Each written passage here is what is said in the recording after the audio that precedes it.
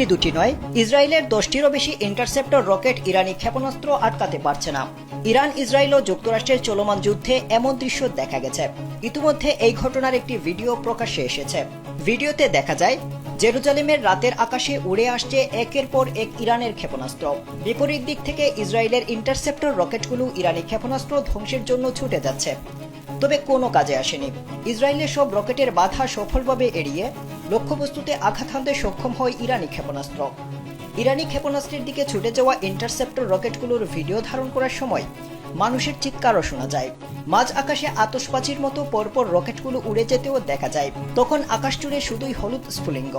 রকেটের সঙ্গে সংঘর্ষ এড়িয়ে ক্ষেপণাস্ত্রটি দ্রুত লক্ষ্যবস্তুতে আঘাত হানতে সক্ষম হয়। এদিকে সৌদি আরবের রাষ্ট্রায়ত্ত তেল কোম্পানি সৌদি আরামকোর অধীনে রাস তানুসা নামের একটি তেল শোধনাগারে হামলা চালিয়েছে ইরান। এতে কারখানাটিতে আগুন ধরে যায়। হামলার পর রাস তানুসা নামের সেই শোধনাগারটি বন্ধ করে দেওয়া হয়েছে।